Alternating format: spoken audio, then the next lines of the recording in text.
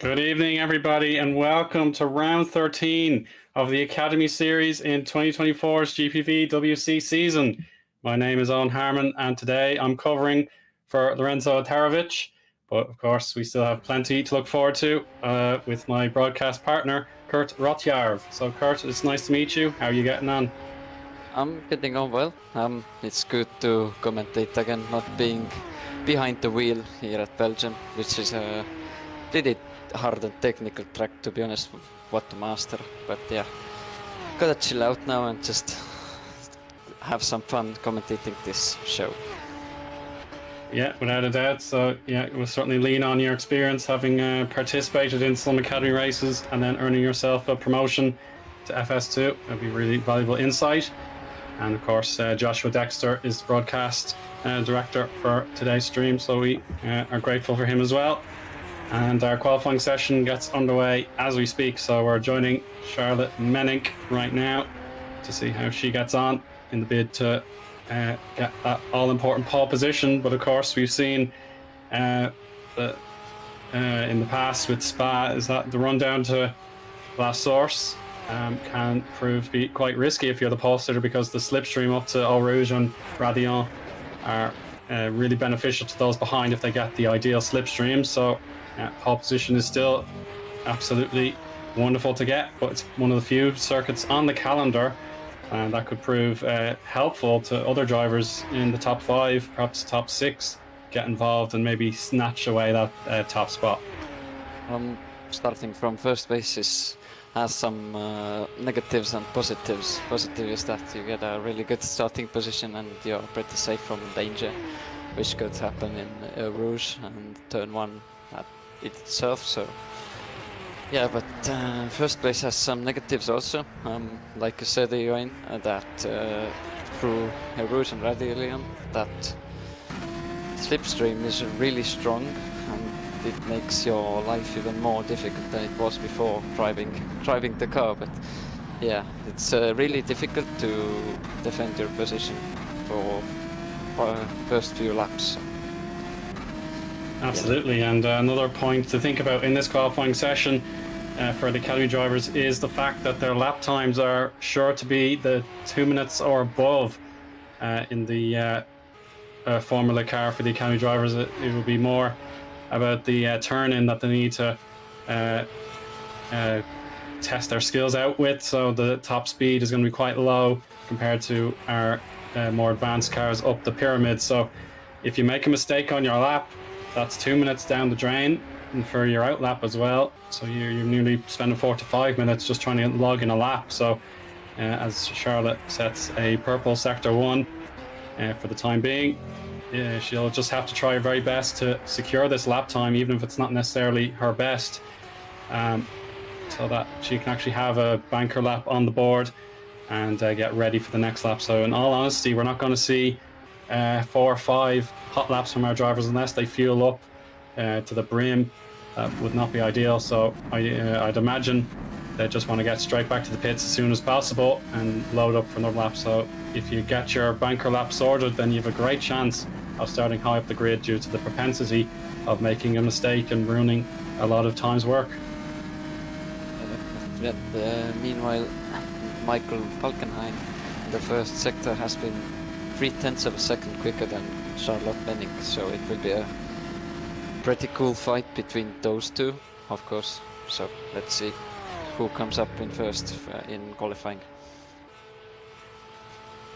Yeah, that's the crucial thing. So we're just about to find out who will get the time to shine on pole position for the first 5 minutes of the session at least. So across the line goes Menning, and that's a 2 minute 6.244. But of course the main threat just across the line as we speak. It's pole position for Michael Falkenhayn. He manages to get 0.2 of a second out of Menning there. And just in P3 there, I saw Chinaglia drop in there with a 2 minute 6.299. So it is really competitive for the top 4 drivers or so, with Matthew Maple also getting in a strong 2 minute 6 mid lap there. So he's just half a second off the pole time. And then another 2 minute 6 lap from Josh Flynn, getting right into the orbit there of Falkenhayn, just 0.005 of a second off. Juho Checo Soppinen just getting through the bus stop chicane now to complete the first lap of his session. And he was purple in sector 3, and that was mostly impressive, but perhaps sector 1 or 2 let him down there, Kert. So he did a stellar job to just about beat Falkenhayn's time in sector 1, or sector 3, I beg your pardon. But it's just perhaps the start of the lap that let him down. Yeah, I would say from my perspective, first and second sector are the most technical. Sector 3 has just the bus stop chicane at the end, which is pretty tricky, but sector 3 is all about high speed and acceleration at most. So maybe Juho has something else planned in his setup than others. Yeah, setup choice is definitely something that it's really good to have the opportunity to learn it, but finding the hidden tricks that could get you the victory, that is more difficult than I imagine in the higher echelons of our series. So the main thing is just perhaps learn your racecraft and the behavior of the car under acceleration and braking, as Matthew Maple gets the slide on. And of course I'd say he's fueled up for a second turn as well, so he improves to rise to 3rd position on the grid, getting ahead of Menning and Chinaglia with a super time there, so he can now telepit and try again. Shimon Kander currently sitting on the 3rd row. He's up on his first 2 sectors. He'll need to find another half a second to secure the pole position. And in all honesty, if he can, that would mean he'd be in the 2 minute 5s. It'd be nearly remarkable. Well, it would be certainly remarkable if you get a 2 minute 6 and have 6 or 1,000th of a second beyond that. So, it's just a 2 minute 6.4. So he'll slam on the brakes, get ready to start all over again. So good lap, nice and solid to improve by time and not necessarily by position. So he doesn't actually gain anything for his hard work. Soppinen again, really quick in sector 3, but he has actually lost out, as I think, who has jumped up the leaderboard there. Didn't catch exactly who it was. It might have been Smeja. He may have just jumped up a few positions. Yeah, Smeja has gained significantly there to get into 7th place. And Kyle McManus, oh, he's gone completely airborne and hits the barrier on the exit of Bruxelles into Speaker's Corner, or Corner with no name, whatever you prefer. So thank goodness he came to a stop with the help of the rear wing, but it could have been a much heavier impact having lost so much traction all of a sudden there. Yeah, pretty technical place where you just need to get the gears right. And there is one exact line which you need to take to be quick through that there.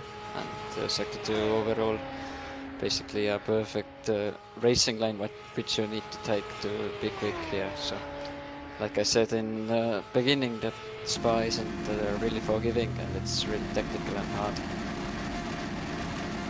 Yeah, the technicality of the course, even if you think back to history when it was a track that was triple the length and you went through the housing estates in the outskirts of the Francorchamps. It was a crazy fast track, but now with the technical sections added from Le Combe onwards, yeah, they really are sight to behold when you get them right. Le Fagnes and Stavelot, also really important corners to note.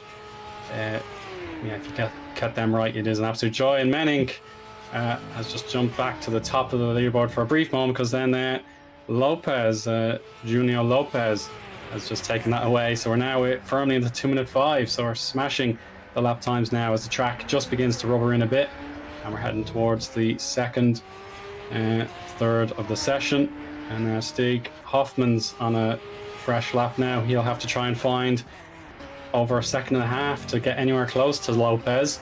And Guzik here in P15. Let's see how he gets on in the ability to finish in the positions where, if it was one of the championship, the flagship championships, he would be competing for points. But in Academy, it's all about a bit of prestige and learning. So in theory, 15th would be great, but you'll have to figure out how to manage it, of course, in the future if he wants to rise up the pyramid like yourself, Kurt. So let's see who gets on with this lap. It's looking good. It's looking good, definitely. Maybe a second off or first place. Somewhere there. So P10. Yeah, 2:06.6.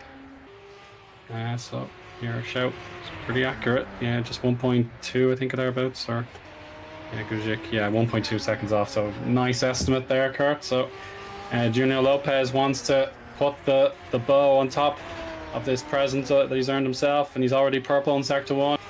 But he's actually lost a ton of time in the middle sector, and he'll have to abandon that lap. I'm afraid it's not going to help him in his battle to stave off the likes of Flynn and Menink. So it's now Flynn's turn to be purple in the first sector. Getting through to return to Stavelot, and then Paul Frere. They've run down to Blanchemont. Absolutely spectacular as well. So we'll see now. Here he goes. He got right on the power, and you have to be flat out from this point on. Let's see what he can do. So he's half a second down on pole position, but you can still eke out a little bit extra pace from the car and then nail it through the bus stop. And you never know, he could certainly improve on his time and get closer to Lopez. Let's see what he gets on. But definitely half a second with one sector is a pretty big of a gap to make back. So let's see how the time overall. Tank Slapper won't help his cause, I'm afraid, and he has to hit the brakes immediately after crossing the line so he can telepit and try for the last time, most likely. Now it's Matthew Maple's turn, and he goes green in sector 2. So we should have great faith in this lap to make sure if he can pull it off after the bus stop. He could potentially knock Menink and Falkenhayn off the second row and down to 4th and 5th. If he can hang on to this, it will be nice and close if he can pull it off. Here we go, getting right on the brakes. Oh, another big slide That will cost him a little bit, but he is able to counter steer just in time, and it will be a 2-minute 5.7. So he has done it. He will go P3, and that will mean Falkenhayn has to settle for the third row, and Menning is now down to fourth. But here she is now. Another attempt to try and snatch top two, or maybe go for pole. Let's see if she can do it. Heading now through the sweepers. And for Campus and Stavolo next. Minding that gravel trap on the outside. It can be tricky, but yeah, she's well aware of it. And she goes green once again. So let's see, Kert, if she can pull it off. It seems like that Junio Lopez has made a monster second sector that anyone can't really beat his time in sector 2, so that's questionable. Amazing. I don't know.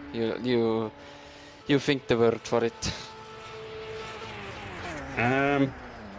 Yeah, certainly encouraging, to say the least, if this final complex can go her way. So straight to the line. Will it work out? Oh, it is a slight improvement, but she doesn't. She does gain one position, so she's gotten ahead of Maple again, and she will be really encouraged by this. Getting right in the mixer for a race one victory if she can convert the start, of course. And now Shimon Kandar will have another look at him, and he misses the ideal turn in for No Name Corner. But he can try again, of course. Absolutely wonderful corner for Puan, of course. So let's see how he gets on. Just a little while longer to the sector split line, and we'll know exactly what difference this lap has. So again, a little bit of understeer, but he's keeping it well clear of the gravel trap. Now we have the split line coming up right now. Let's see what it shall be. There's no time because feels like a long time, but yeah, maybe didn't register the time for going off limits. So yeah, maybe you missed track limits there, and it didn't register his time. So we'll double check that for you. But now Lopez here, Kert, he's going for another super lap, potentially getting into the 2-minute 5 deads. This would be absolutely spectacular if he can pull it off, and it wouldn't definitely leave the likes of Flynn and Menning in his wake. So now we'll see if this lap is indeed counted. So it should cross the line. Yes, he's purple again. Brilliant. So if it doesn't now mess up in the post up chicane, then it will be definitely a 1:04 high, maybe. I don't think he would get into the lows of 2:04 because it's close to impossible, I would say. But yeah, let's see how he composes the lap now. Yeah, just watching out. Oh yeah, absolutely no fear of the rear tires. Get on! Oh. No, I couldn't complete my sentence. He hit the curbs a little bit hard, and that has cost him the chance to get 2-minute 5.0s, but it's still the purple time, 2-minute 5.1.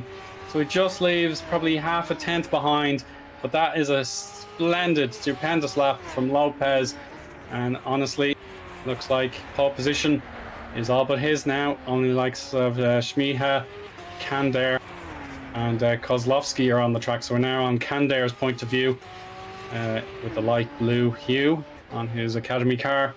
And at the moment, he's not improving on his personal best. But if this carries on any further, I would be worried about his chances of improving on P9. Still a very solid result. He competes it, but certainly Lopez, you would have seen him 2 weeks ago, Kert, and he was very impressive in the first race, according to the results here. Yeah, definitely I would say Junio is a really quick driver. I missed out from the podium in Formula Sprint 2 because of him. We had a pretty strong battle, but yeah, I wasn't quick enough to beat him. So yeah, he likes to show his pace here at the Academy still, as he hasn't supposedly found a primary seat at Formula Sprint 2. Yeah, certainly. I think the summer break is almost here, so there might be chances to get some deals done if a manager from FS2, for example, might be impressed. So Smiha has actually gone purple in Sector 3, and that gets him 6th position at an improved time. So it's comic minus, I think. eh, in amusement or frustration. Now Joshua's loving that in the background in my ear. So I'm not sure exactly what triggered that, but yeah, it's probably the celebratory end of session crash just to get the madness out of the system. And yeah, that is P27 for Kyle. So that's one way to get yourself noticed for the scouts and managers paying attention to this race. That looks to be the completion of our session. So we have our grid lineup as follows. It's Junio Lopez on pole position with that amazing 2-minute 5.1 lap. I'm sure he'll be thinking about how well he did, as well as the little bit at the ending with the curbers. So he'll definitely want to avoid that in the race. Josh Flynn has P2 ahead of Charlotte Menink and Matthew Maple. Then we've Michael Falkenhayn 5th, Camille Smiha 6th, Andrea Chinaglia 7th, Dan Tyne 8th, Shimon Kander 9th, and Mano Manikandai in 10th. Now, moving on to page 2, Adam Guzik 11th, ahead of Christoph Pichkolan, Jakub Kolowski, Ugo Sorzio, Mark Matthias Wittmann, Stig Hofmas there in 16th, and then 17th through 20th, we've Juho Cheko Sopanen, Jiwoo Yoon, Usama Kanani, and Alfie Denley. So there we go. Looking pretty solid there in the mid-pack. And now the final set of results. Caroline Harvig, 21st. Nikos Evangelidakis, 22nd. Martin Riedberg, 23rd. And then Samuel Slavev, Michael De La Cruz, Jerome Berg, Kyle McManus, Marcus Christensen, Alex Palmer, and Mikhail Jablonski, the remaining drivers in the top 30. And then one last name is registered on the screen, but certainly João Fernandez, 9 seconds off pole time. That could certainly be one for the rule books to consider if 107% rule may be enforced or anything such as that, Kert. So as the drivers prepare for their warm-ups, what would you prefer? Would you like to go to a break? Yeah, let's take a little coffee break, and yeah, we will be back shortly. And so stay tuned for race 1, 9 laps around Spa-Francorchamps coming right up.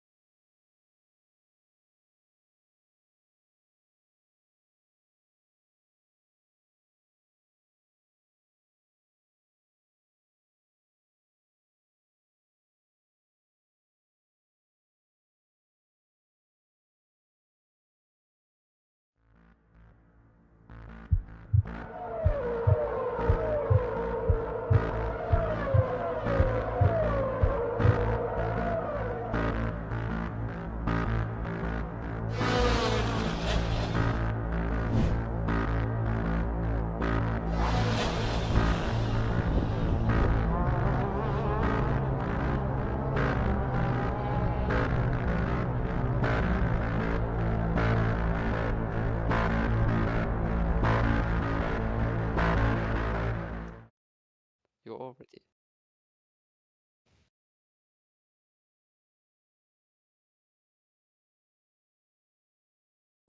Yeah.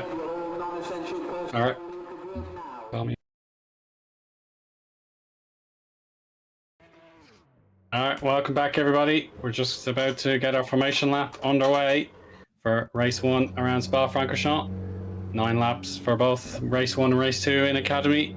And beside me in the commentary box, it's Kert Rohtjarv. So, Kert, We saw a brilliant qualifying performance from Junio Lopez, and based on what you saw 2 weeks ago, he must be the outstanding favourite. Yeah, I don't really see another option for race 1, of course. In FS2 I already saw that Junio was really quick, but one thing I thought to myself that does he come back to academy or not? And seems like he did. And yeah, let's say he's unstoppable here today. Yeah, it's all about the first lap, of course. If you can nail the launch and get well clear of any of the slipstream threats behind, then yeah, I'd certainly take your words that Lopez will be a tough customer to beat. So the final signal on our starting lights will hopefully allow the drivers to get the formation lap underway. Just looking from Smicha's point of view before moving over there to Lopez in pole position. So yeah, shouldn't be too long now. As we have one car moving here, I think. So there we go. Lopez is now well and truly underway. So we have our grid rundown with Lopez and Flynn on the front row, Menig and Maple side by side on row 2. Falcon, Han and Smicha 5th and 6th, with Chinaglia and Tyne 7th and 8th. Completing the top 10, it's Kander and Manikandan, with Guzik and Pishkolan 11th and 12th. Drivers in 13th through 16th, we have Kolozowski, Sorzio, Wittmann and Hoffmans.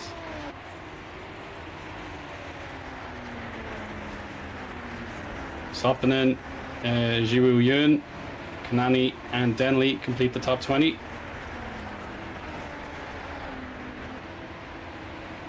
Then Harvig, Evangelikas, this one's the one that gets me, Evangelikas and Riesberg and Slavev in 21st to 24th. Dela Cruz, Berg, McManus and Christensen towards the back here, 25th through 28th. Alex Palmer, Jablonski and Fernandez complete the grid. So Evangelidakis, I apologise, I try my best to get that one right. So yeah, that's one to practice, I'm afraid. So yeah, we're just now in the final sector of this stage. So nice and rapid formation lap, no messing about here for Lopez on the pole, wanting to get this race going as soon as possible. Thank goodness the lovely sunny day. So yeah, that's the main thing for the drivers, the ideal conditions to practice in. Let's see how they get on. Most of the time, yeah, in Belgium there's rain, but the weather has been nice today, it seems, for Academy and for the sprint too, for an hour at least. I think, unless I'm mistaken, I think they always have the weather set to sunny in Academy. I could be wrong, of course, but yeah, they do, yes. So yeah, it's perfect for the drivers, just that it allows them to worry about their racing and not having to think about the conversion in the weather and having to change tyres or trying to stay on slicks, for example. So now Kanani has a pit lane start, so that's where he was originally. I was wondering why his name had turned into red on RaceView, but that explains that he'll have a pit lane start. And now Fernandez at the tail of the field here will slot in just behind Jablonski there, or maybe that's Palmer. So I think Jablonski could be in the pits as well. It's a long way to the back of the field, but Lopez worried about his own race. He needs to get the launch correct, and it's away we go. A brilliant launch there. It looks like that will be Menig on the outside in the pink. How's she getting on the long way around La Source? 3 wide there, bit of contact there. That could force a mistake. Now Chinaglia up to Eau Rouge now. Kert, let's see if they can hold their nerve and find a gap to avoid contact. Oh, cutting of the grass. Thank goodness. Oh no! He's the Colan pitched into the barrier and he's lost his rear left tire, out of the race. No question about that. He's trying to continue, but yeah, I don't see a reason why he should do that, because in pits they don't fix something like this. No, they will not be able to prepare that car on time. So Menning up to P2 with the best launch out of anybody. Beautifully executed there with Josh Flynn behind in third. Maple for P4. Falkenhayn completes the top 5. So we should get a summary when they cross the next sector line. I'd imagine we'll be able to get the timing screen up for our viewers. And Tyne and P6 looking pretty solid as well. So there we go. Here's our rundown of the order. So Lopez trying to break a second clear already of Charlotte Menning. And yeah, good spread so far. Just seeing how the other drivers getting. So we have a huge gaggle now. Guzik in the middle of it. We'll have to watch out for Sorzio behind, also in the pink Academy car. So yeah, his defensive work will need to be spot on here. We head through to Stavolo and then Paul Frere. Now this will be crucial with, of course, that's Kozlowski in the top 10 at the moment.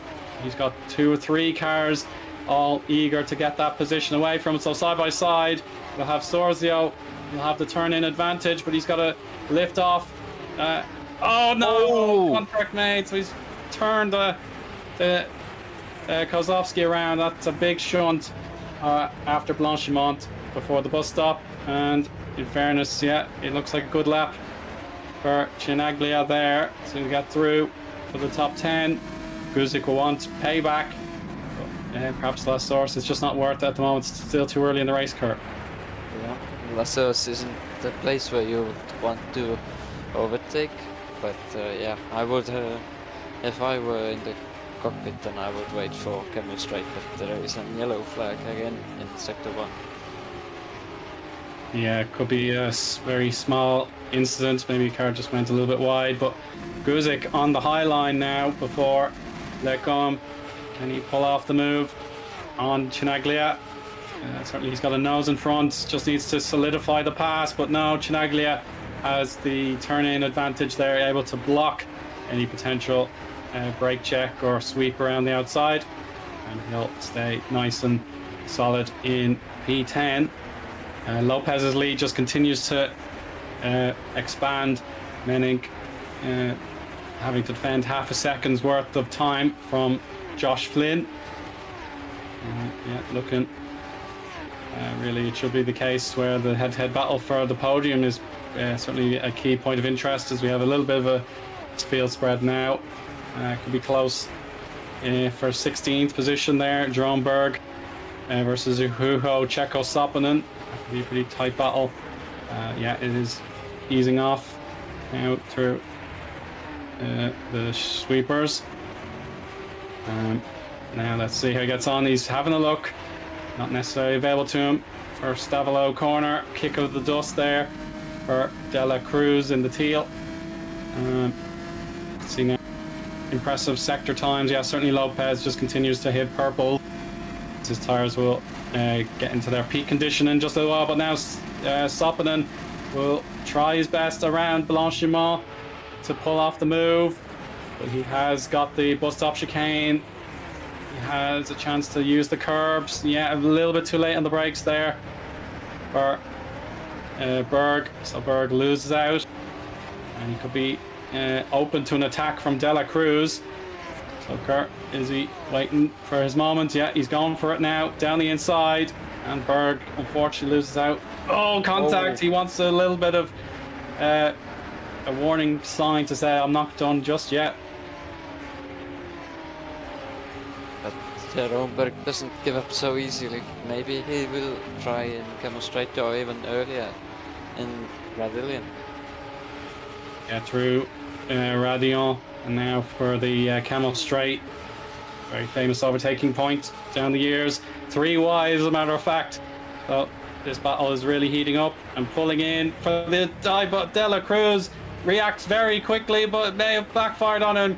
So he's now the party that's lost out significantly, and that allows Berg away. Oh, he's slipping and sliding there in Brussels, and yeah, he's got to be careful with those tire temps, not letting them get out of control. And behind Dela Cruz, it's Marcus Christensen now in the P20 cut-off point in the timing tower. McManus and Pish Colan are the two drivers out of the race. So we saw what happened to Pish Colan, but I'm afraid Kyle, he's ended prematurely, or else he's in pit lane for repairs. So it could be a case that he has indeed retired, but we'll double check that. So yeah, I hope to see how the other opportunities may arrive for the drivers heading towards the almost halfway point. So certainly flying in despite the lap times being over 2 minutes a pop. So now we'll check out Alfie Denley. He's got a good run here on Adam Guzik, and Hugo Sorzio has to block as best he can through the bus stop. And now Guzik will be a little bit stuck in the middle of the concertina effect. Oh, a bit of a ride of the curb there for Sorzio, getting loose. He's covered himself from a potential spin. Denley, which way will he go? You go for the dive bomb. And La Source, again, you've got to be careful on throttle before any potential spin. So in fairness to Denley, he's made that move, but the counter-attack is definitely ready for the pickings here for Adam Guzik. And Jiwoo Yoon in 15th position wants to get the double slipstream, Kurt, so let's see who he gets on. So Jiwoo in the inside and Guzik on the outside. Who will come out in front? It's Jiwoo Yoon. Oh, maybe not. Oh, he has to go full throttle, but in all honesty, he has to lift off before you have to be told to give back position. So yeah, that's unfortunate. The fine margins of the braking zone in this car, it really has come to the force here today. So if you're trying to make a pass and stick the landing, then yeah, you've got to time your braking absolutely perfectly, as unfortunately Eoin has fallen down another position, and that would be Soppinen getting his way past into P15. Well, Jiwoo in Lecon, that wasn't the safest rejoin as well, so he could have made an accident, but at least he didn't make a big mess there, so everyone stayed safe and they are still on the road, which is the most main thing. Yeah, for sure. Malmedy could have ended in tears for three of those drivers, but thankfully, all evasive action. But now at the back of the grid, Fernandez. That's a horrific shunt. Oh dear, Puan proving to be extremely dangerous to attack in. Well, that was for P26, I believe. So Manikandan was trying to defend, and certainly the contact was made. So we get a proper look at the replay now. Down the inside. Oh, certainly Fernandez was barging him off the track. So yeah, it was a case that was going to end badly. The defense, Manikandan was just trying to stay on the racing track. Fernandez was barging, and now he's lost his tire, so he's crashed on his way back to pit lane, so he's out of the race. So yeah, I'm sure there'll be stewards' investigations in Fernandez's defense against Manikandan. Yeah, to be honest, yeah, you can't force your rival off the track and really expect to get away with it. So yeah, there'll be words about that, I'm afraid. But Fernandez, with the loss of his tire, out of the race, he'll be the fourth DNF if Alex Palmer has also retired. So we'll double check that as well. So we're down to 27 active races here, Kurt. So that, yeah, the attrition rate is still pretty good so far. Yeah. I must admit that the retirement amount isn't that much right now, but of course fingers crossed that we don't see more, because it's nice to see more battles on the road, the clean battles as well, but like what Hoa did, unfortunately, not forcing everyone off, just fighting their way through. Indeed, but now we've got 5 cars all in position, but now it's down to 3 because Wittmann, who must have lost his front wing just a little bit earlier, maybe that was causing the blockage, and now a backward situation, trying to turn it around. Jiwoo Yoon, more disappointment for him thus far, and he has to get back to pit lane for repairs as well. Behind him, that will be Ritberg and Ivan Jelidakis. So So he's got to get right into the gravel trap just to keep those two drivers clear from any present danger. So Nikos and Martin will be battling as hard as they can now that they're clear of the scene of the accident. Lopez's lead is just growing and growing, so Kert was on the money knowing what he saw 2 weeks ago.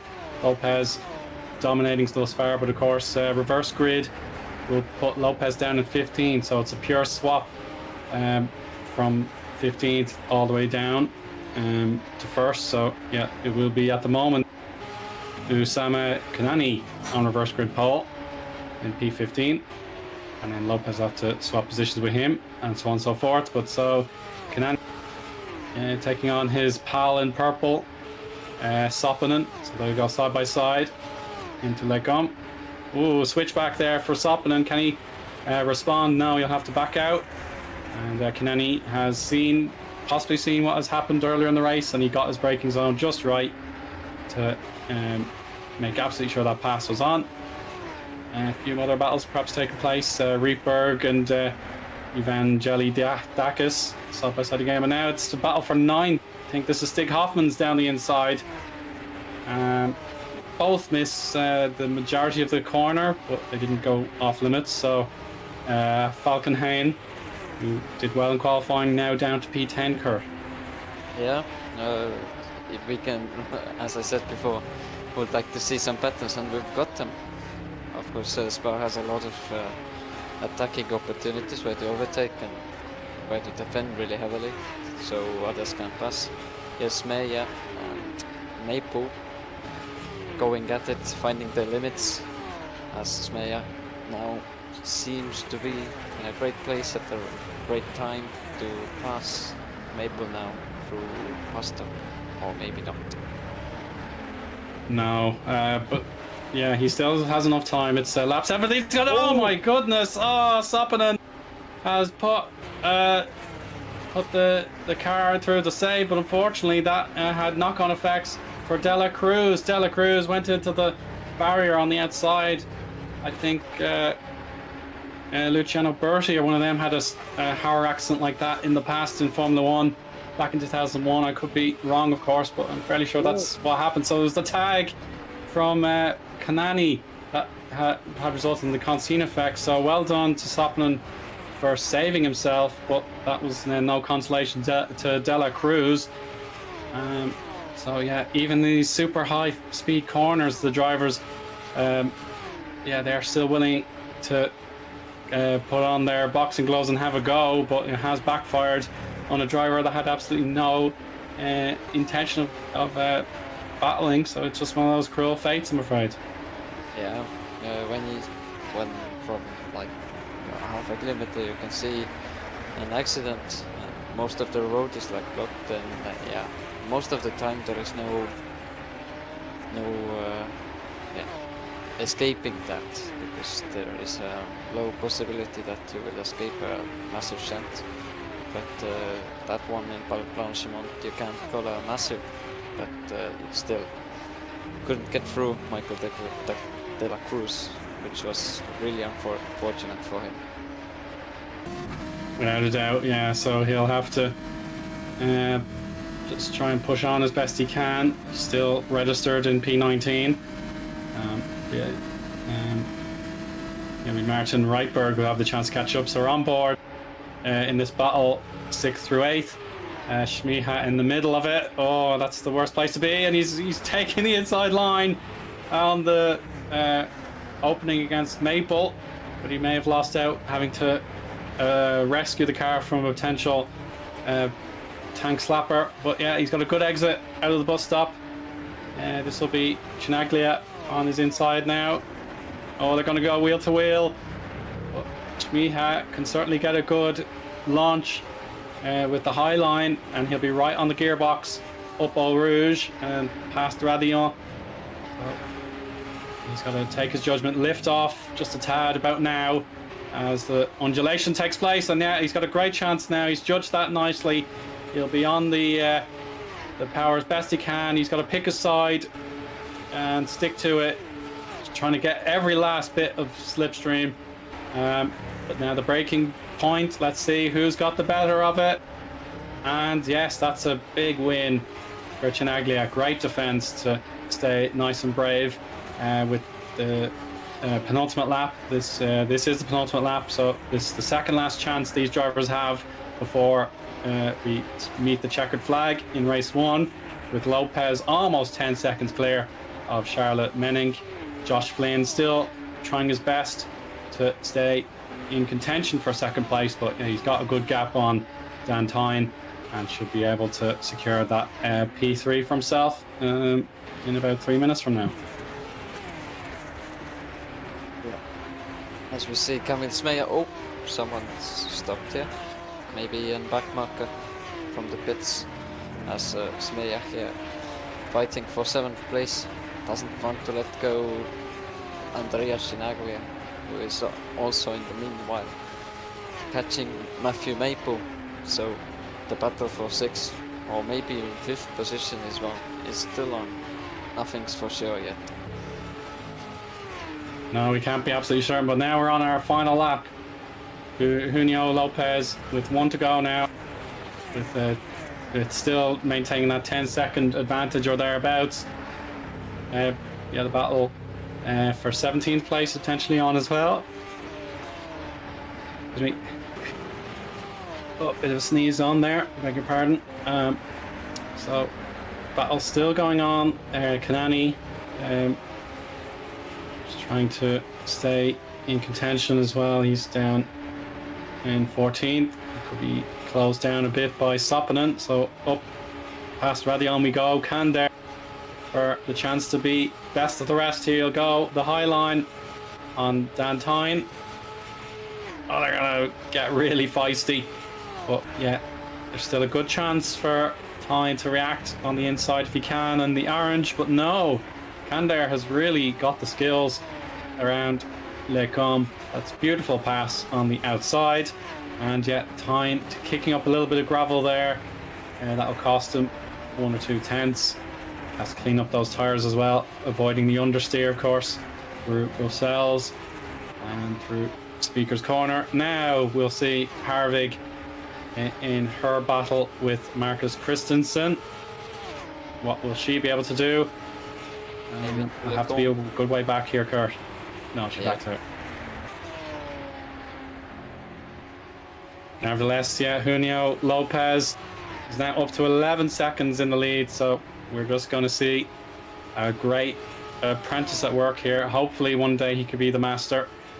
Here in Academy Series, this will definitely get managers and scouts talking across the summer break. It's just a wonderful drive, converting that pole position into a flawless race. Junio Lopez, with a little bit of a flourish, goes across the AstroTurf, and now he can weave to dance and celebrate an absolutely crushing victory. Not a single threat in his mirrors. A beautiful, beautiful drive, Kurt, as we now have the top 8 drivers on their way to the checkered flag. That's one of the most dominant wins I have seen during my career at commentating. But yes, Juho Sopanen on Osami Nani, maybe, yeah. Oh, maybe. This is a spin for Nani. He's got to recover in time if he wants a shot at reverse grid race 2 pole. But he does it, as a matter of fact. Jerome Bird not in range to take advantage of that spin, so Usama Kanani will be on the pole position in our reverse grid race 2. So I don't know how he'll feel about that, the chance to lead away in our second race. But obviously that's something he'll want to cut out of his game if he can, because it's a great red-faced moment to lose control of your car on the final corner and you lose out on a chance of position. But now our final series of drivers getting across the line now. Slalev in P20, for example, now. Kozlovsky versus De La Cruz for the final time. But it's going to be advantage to Kozlovsky, and he gets the job done. Ivan Jalidakis, the final driver, 1 lap down, should be across the line hopefully by now. And we'll have our summary of the race 1 results. No doubt about our winner, converting that pole position with supreme ability. Junio Lopez, beautifully done. A wonderful performance. And Charlotte Menning, she'll be absolutely thrilled with a P2. And on another day, she'd be the one celebrating as the winner. Josh Flynn, also nice and unassuming on his way to P3. Drove a very good race. No mistakes from what I could tell. Shimon Kander and Dan Tyne complete our top 5. With Matthew Maple, Andrea Chinaglia, Camille Smeha, Stig Hoffmans, and Alfie Denley securing top 10 finishes. Ugo Sorzio, Michael Falkenhayn, Adam Guzik, Juho Cheko Sopanen, 11 through 14th, which means that pole position for race 2, as I mentioned, will go to Usama Kanani, Jerome Berg, P16, Martin Reisberg, 17th, and then Marcus Christensen, Caroline Harvig, and Samuel Slavev are the top 20 ranked drivers. Mark Matthias Wittmann, not classified by our tracker, but he is 21st, so he gets the better of Jiwoo Yoon. So yeah, there's a little bit of a duplicate there. And with Ivan Jelidakis, he was really a lap down, so that probably messed up a little bit. So we'll correct that for you now. So it is Wittmann, then Yoon, Kozlovsky, Dela Cruz. Thank you, Joshua. Appreciate that. And then Ivan Jelidakis, P25, a lap down. So that's hopefully the correction verified. And then unfortunately, series of retirements here, 6 in all. Mikhail Jablonski, Manuel Manikandian, João Fernandez, Alex Palmer, Kyle McManus, and then the driver we saw at Radillon without a rear left tire, it was Christophe Pichikolan. So your prediction, Kurt, came absolutely true. But around here at Spa-Francorchamps with a reverse grid down to 15th place, it's going to be manic, isn't it? Yeah, let's see what happens in race 2, but I wouldn't say it was a prediction about Julio. It was a fact. I would say that he was going to win, because seeing his pace already in qualifying, that already said it. So, but yeah, good, great battles, everyone. I would say it was pretty enjoying. Let's say it was enjoying to keep an eye on real race view, timetable and everything. It was pretty great to see all these times and all these battles. So yeah, thank you everyone. Yeah, we really do appreciate all of our viewers in the YouTube chat. Plenty of dialogue taking place there. Unfortunately, I haven't had the chance to read very much, so I apologize for that, but hopefully in race 2 I can perhaps jump in and out and read the chat a little bit more.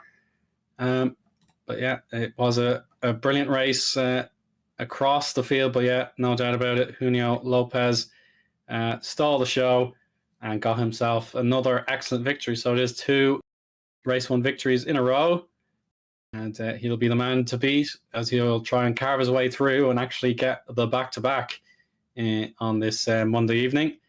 I think now is about time for a break, because the drivers will have another chance to warm up, I think, before race 2. So we'll be back in just a few minutes.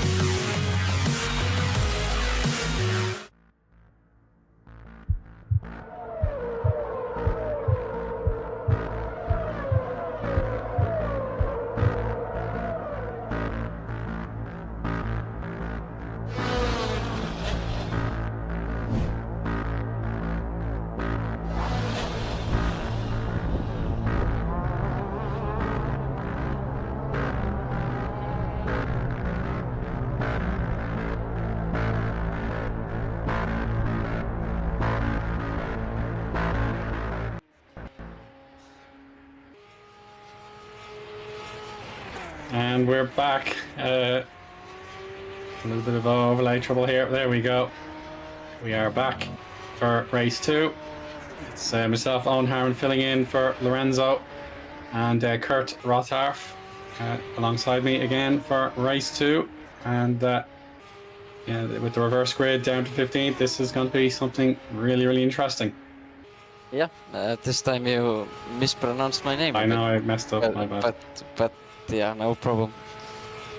Race 2, I think it will be more fun to watch everything. I think we'll see, well, as always, I think there will be a lot of yellow flags, so you can't keep up with everything as always.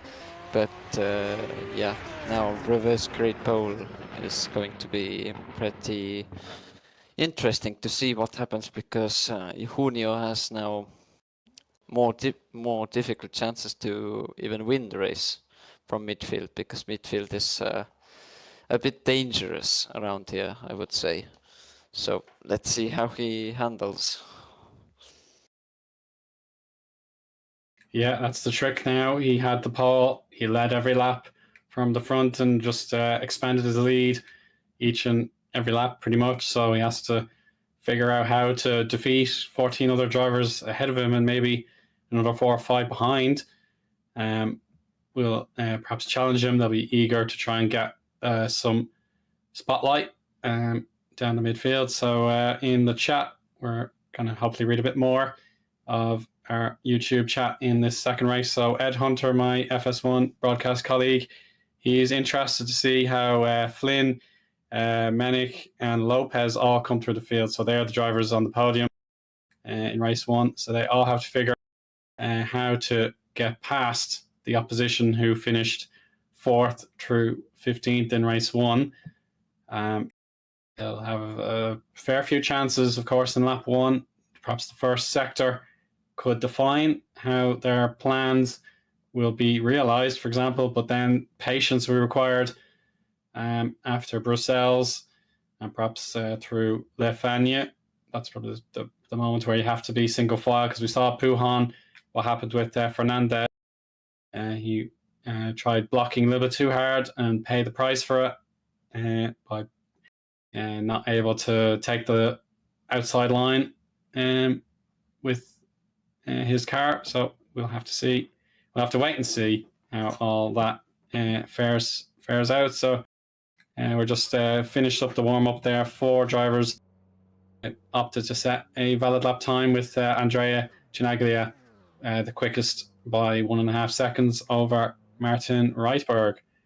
So Andrea perhaps has something in store for his race to see how he can get on. So we'll have a confirmation of our formation lap run order just when the call comes in to get everyone back on the grid for race 2, Kert. Yeah, from when the formation lap begins, then we can see the grid. Then we know more who is stronger and who are the most favorites to win this race this time around. Yeah, that is just so important with the possibility into turn 1 for drivers that you may expect to win. They may get caught up in something, or someone else could surprise, like we saw the brilliant start from Charlotte. She got the best launch. Charlotte Menick absolutely on the ball with her getaway, and it helped her on course for that second position. She almost threatened Lopez for just a moment, but nevertheless, yeah, he was just too good on this day. And now we'll see the assembly of the race 2 grid now. So it looks like yeah, we have the correct reverse order. So should have all the drivers summoned up in just a moment. So Andrea Chinaglia, who I was talking about there from warm-up 2, will be P8. So he'll definitely have the opening he needs, I think, from the 4th row. He can definitely plot something from there. It's all very possible around Spa-Francorchamps. And then, of course, a mix of opinions for the outcome of Lopez's race 2. We have Christopher Svillo, who I also know from FS1. He's thinking Lopez is set to do the double, whereas Dummy thinks he'll be DNF'd in an accident at Eau Rouge. So, yeah, Kurt, you'll have to just wait and see what may or may not happen as the final light needs to be extinguished and we get our formation lap underway. So, when that time comes, yeah, feel free to run down the grid order.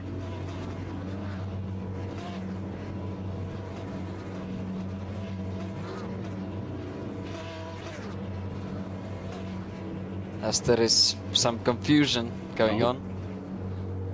That's Checo Soppinen, I think, there, who hasn't got away yet. Yeah. There we go, that's better. There we go. Much better, so... yeah, I think take it away, Kurt.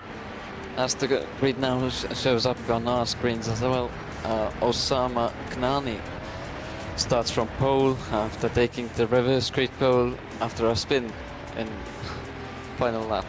Second is Juho Checo Soppinen, third is Adam Kuzik, fourth is Michael Falkenheim, Ugo Zozio is fifth, sixth is Alfie Dendling, seventh Camille Smeya, eighth. I have to interrupt you there. I'm afraid we had an accident even before Eau Rouge on the lap. Who was that spinning in the yellow? Might have been. Try and double check that for you, but anyway, carry on. As eighth is Andrea Chinaglia, ninth Matthew Maple, 10th is Dan Tyne, 11th Jimon Kander, 12th Josh Flynn, 13th Charlotte Menin, and 14th Junio Lopez, our race 1 winner, as 15th Jerome Berg, 16th Martijn Rietberg, 17th Marcus Christensen, 18th Caroline Harvig, 19th Samuel Slavev, who maybe crashed out before Eau Rouge, Radillion. Yeah, I think you did have to spin, yeah, but he seems to be okay. 20th is Mark Matthias Wittmann, 21st Jivu Yoon, 22nd, and Jivu Yoon has returned to the pits, so he will be starting from the pits. So 22nd Jakub Kozlovski, 23rd is Michael De La Cruz, 24th Mikhail Jablonski, 25th Mano Manikanda, 26th Alex Palmer, 27th Kyle McManus, and 28th Christoph Pieskolan. So 28 drivers, but before we had 31, so 3 people have suddenly gone. That's a shame if not everyone from race 1 has returned to race 2. So we have a look at the replay now. Kozlovski in the lime, just looking from his camera view. And you can see the spin has already happened in front of him, so that would have been Jiwoo Yoon getting completely turned around, so he didn't catch exactly how that may have happened. It could have been just a brief excessive force on the accelerator pedal or something. It doesn't look like contact may have been made, but yeah, we do need the replays just to give us that absolute certainty about what happens, because of course Fernandez in his case may on first impression look like he was tagged off at Puhan, but no, that was not the case. It was a time where he was shoving his opponent off the road. So I see, yeah, he's just gone too hot. Yeah, he nearly hit the back of Wittmann, I think. He was so thank goodness he avoided the accident. But now we have get going with our race grid. So Kurt, yeah, let's see how they get on to turn 1. Will be interesting to see what will they do in La Source, the Rouge Radillion. Let's hope everyone gets to the end in one piece, but the luck hasn't been in their favor. So 5 red lights and it's go. Osama Gnani gets away well as someone's car is smoking already. Oh dear, yeah, that's one of the black cars. I think it might be Matthew Maple. Gnani is through turn 1. Alfie Denley, you can see in 6th place, has to negotiate the 2 cars in between them. So Chinaglia got a very good start there. May just double check on my screen. Yeah, he got a good dive down the inside, I think. Or would that have been Maple, that one Maple as a matter of fact. So Denley, oh, we have a bit of weaving here from Kanani, trying to hang on to that lead as best he can, but Uho, Checo, Soppinen, perhaps later in the lap will fancy his chances. 3 cars there, Guzik, Sorzio, Chinaglia, all really tight, but around the outsides, defends Kanani. Now he's lost the lead, but he could still hang on here, Kurt. As Juho is now through, as we have our first retirement, Michael Falkenhayn, who was stationary in La Source, I saw from the background. Yeah, that's really unfortunate that he won't get to repeat the trick in race 2. Now a lot of drivers using the outer limits. Be wary of any spins there. Schmeha currently in the wake of Ugo Sorzio. Seeing what you can do now. Just ahead, that's Chinaglia and Guzik side by side through Le Fagna into Stavolo. It's just so close to determine who's going to emerge victorious in this battle on lap 1. Still plenty more racing to be done here in Academy, and yeah, comparing how drivers from the race 1 podium getting on. Charlotte Menning, who's up to 8th already. Junio has just taken 11th place, and Josh Flynn P13. So, oh no, that's a car wide. That could potentially result in a huge crash at bus stop. If you can bring it to a stop, I think that was. What was that been? I just lost the name in my tracker there for just a moment. Thankfully, nothing worse than that has occurred. Kozlovsky side by side with Harvig. Potentially, maybe Harvig is backed out of it for now, and she can use the opportunity to ride the curbs there. And another bit of a spin there. That might be Jiwoo Yoon again. It is. As it was Dantine who made a really dangerous rejoin once more, as we saw from Jiwoo Yoon, and another place in race 1 as Dantine, made a really unsafe rejoin and hitting a competitor. Oh, nearly 4 wide there. So many cars just in this enclosed space. Alfie Denley now in 10th. Oh, and he's going to hit the wall alongside another opponent there. So they're going to tumble down the order. They've got to respond without necessarily putting other drivers at risk. So it's all kicking off here with several drivers now out of sync. So that would have been Lopez, as a matter of fact. I think it is Lopez tagged, and he may have lost a lot of time. So down to 13th goes Lopez. Here he is now. Oh, and he's done it. He's done too much, and he's in the gravel, and he's got to recover that as best he can. So the battles that he didn't have to experience in race 1 have come to bite him. So that's really unfortunate. There was already down positions, and then he tried his luck at Puon, and unfortunately his battle with Berg ended with him in the gravel. Yeah, Lopez just went in a really dangerous place to try to overtake, which was, I would say, stupid, because normally you wouldn't overtake in Puon, because Puon, it's a really difficult place where to overtake. If you even make the move, you must be really lucky to do that. Yeah, it requires a lot of luck and a lot of understanding from the car that you wish to battle. And now in this incredible battle for 12th position, Manikandan, P12 just doing his best to keep Jerome Berg away. So Berg, he's probably relieved that he wasn't spun around.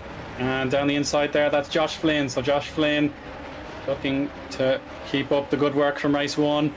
He'll be now getting a good run on Berg. Kozlovsky as well in the green. Get a good run. But now for the second position, Kanani may have just risked his safety there for just a moment with his battle with Chinaglia. So Chinaglia, one of the best movers and shakers in this race too. We return briefly now to Flynn on the outside of Berg. Wheel to wheel there. Oh, we don't want any more crashes at the end of Le Com into Malmedy. And I think, they've all got through it in one piece. Yeah. Luckily, everyone in one piece, but 3 retirements already. Alex Palmer and Carolina Harvig have also retired from the race. Yeah, well spotted. So that's brutally unfortunate that they're not able to make it to the end of race 2 today. Dan Tyne, who was in the top 5, I think, in race 1, may also be out of the race. Yeah, it's classified DNF on the timing tower, so he may have just had an accident on his own. And they figure that out later. Menning, who will definitely, she was already delighted with her performance in race 1, and if she's able to commit to some brave piece of racecraft in battles in front and behind her, then yeah, this will go down as a brilliant evening's work for Menning. But at the moment, Matthew Maple wants to get by. You can see the opening there is Kander in 6th place also took the racing line. Maybe he could have ducked in and tried something. Oh, and the spin in front of the pair of drivers there. That looks like Sorzio, or Smeha, beg your pardon. Smeha's tumbling down the order with a spin out of the bus stop. There he is now. He's lost front wing. His front wing, yes, exactly. Kurt, oh no, don't hit your opponent, whatever you do. Oh, maybe retaliation from the 2 drivers who have cost each other position there. So, Kullan and Smeha. Oh dear. Yeah, some dirty driving. Maybe Pierre Cullen was just showing him how frustrated he was about the accident. Yeah, I do fear. I'm just looking it back. I have a YouTube panel that plays a few seconds behind real time, and yeah, if he's turned left to retaliate, that's an extremely bad look, I have to say. You can't be doing that, no matter what series of GPVWC you're performing in. So yeah, that'll be frowned upon if race control finds that to be a deliberate act, as both drivers, of course, already compromised without their front wings. So yeah, that's a moment that will not look nice when you play it back for the wronged parties, I suppose you could say. But now Kanani having that race 2 pole after finishing 15th, he's now down to 3rd. So what he needs to do now is maintain that interval advantage he's got against Ugo Sorzio, who is already busy here with Shimon Kander. So yeah, if Kanani and the lap times can settle into his rhythm, then yeah, he will be able to pull away from these drivers. So Kander, before Blanchimont, he's gonna get a run, and Sorzio should back out for the moment. He still has a chance into the bus stop here. Kert, yeah, actually does stay on the throttle. Oh, don't lose it there, guys, please, please, please. Contact, and the Sorzio doesn't really want to give out his 4th place, but now he's lost 2 places instead. Of course, yeah, we saw in FS1, Denahan was trying to help out his team to give Magnussen, I think, the slipstream benefit, and ended up backfiring him. So yeah, these tactical decisions you have to make in an instant. They either go perfectly well or they can go horribly wrong. And Kander having to watch out for Menning and her car control. Let's see now that they're going to threaten the 3 wide here. That would be that'll be Sorzio in the middle. So Kander actually loses the position before he has a chance to counter-attack. And side by side with Menning, they're touching wheels. And that's a great piece of driving there from Sorzio to actually gain 2 positions in one fell swoop. They're side by side. Yeah. As Julio Lopez now has retired, which is surprising. Yeah, I'm unsure. Maybe if he could have kept going, maybe he could have got a top 20 if the attrition rate in its current form about halfway through the race now. If it carries on like this, then yeah, maybe he could have got a top 20 to salvage what he had, and wide into the kitty litter there went Sorzio, and all that work he completed earlier in the lap is now at risk. So we're going to see it again through Blanchimont, the temptation to get the move done early in the pretty much flat out segment of Spa. It's certainly there for the drivers to take it, but Sorzio's blocking, using the racing line to his advantage, but now with a great launch, that will be Menink, who now has the inside line on Candair with Matthew Maple. Oh, they make contact. Good spot, bit of contact, and that allows Sorzio to escape for the time being, but of course the slipstream is going to be powerful on the start-finish straight. And now with Matthew Mape, lap time there, 1 lap ago, just going by a 2-minute 8.4, so he's closed the gap significantly on these drivers who are in the 2-minute 9s. And now Candair side by side into Eau Rouge. They're going to commit to it. Now to Radion. Still, Sorzio defends, but he's certainly got no more options available to it until the braking zone, with Menink also ready to strike. So we're repeating what we saw earlier, and it's going to work against Ugo. Maybe Charlotte has got the move done. Oh, Wiggle for Candair. He's held it. He's going to go for the inside 9 now, with Maple in a little bit of anxiety there, catching the slide. And now it's Menink through. Menink has completed the move. She's now 4th. And Candair hopefully hasn't done too much stress, hasn't placed too much stress upon the tyres, and he'll get them comfortably to the finish, because this is just beautiful driving. It's aggressive, but it's fair, and it's made this race 2 a delight to watch. But of course, Kanani, he's just pulling further clear, and I think Chinaglia, similarly, he got the fastest lap on the previous tour. That's from a YouTube chat, Edward Hunter, maybe who's spotting Charlotte Menink today, said that Charlotte said there was no contact between Shimon Candair and Charlotte Menink in bus-stop chicane. Yeah, exactly. Yeah, really impressive. There was absolutely no contact whatsoever, but it certainly looked like they were extremely close. But now Matthew Maple, he's going through Blanchimont, nice, certainly with courage on his mind, but that precious 6th place, he's so close. But now, back up the order, we'll see Menink defending again from Candair. Candair perhaps has to sit in the slipstream for a little bit longer, exhibit a bit more patience, but Maple has to go the high line at La Source. Still no way by. It must be so aggravating that he hasn't made a single pass, when we know the 3 drivers in front of him have battled lap after lap since they've all been engaged. As behind Ugo Sorzio and Matthew Maple are going at it. Matthew has his chance on the inside. He's got to pick out the braking point perfectly in there in the background. That might have been Alfie Denley using the grass to his... Matthew so close. He's going to be swept around the outside there in Malmedy. So he's lost that position. And now Josh Flynn, he's again proving to be quietly determined. He just gets the job done. Now, after a tough start, he's now in the vicinity with Alfie Denley also charging him down. So from a battle of 3 cars for 4th place, we've now got the quartet who want 6th position.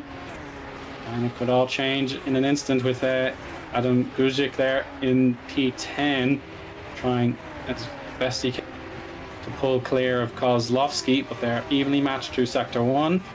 Waiting to see how they get on in Sector 2 to spot any differences with all the battles wasting time perhaps. Certainly Guzik at 53.9 is a personal best Sector 2. So Kert, this is really good showing for Adam, and he could get involved in this battle as well. Yeah, so our time tower, almost everyone is fighting with each other, as most of the interval gaps are like under a second almost every interval between previous drivers and the next in front of them. But yeah, here's Matthew Maple still going at it with Ugo Sorzio, not letting him too far ahead. Now going into Eau Rouge, maybe getting a better exit, but seems like Ugo has gotten a better one. But definitely not going in a Rouge because he's too far away, and the Rouge is a pretty dangerous place for the try. But here in Radillion and Camel straight, here goes Matthew Maple around the outside. Maybe he has the advantage to Lecon. Yeah, I'd say he does have the advantage in the braking zone, but he has to pay it off. Now that they turn left again, bit more wheel banging, and Josh Flynn may nap away that inside line from him, but no, he had to actually back out. So there's still no give. As these drivers just, wow, that was close. Rear end almost gave away on Maple's car. Kozlowski got a really good run down the Camel Straight, as that has contributed to a purple first sector, so he wants to catch up to Mano Manikandan in 11th place, so just out of reach. You'll just see them there in the lime and the black, so they're just on the outside of your screens to battle away for position.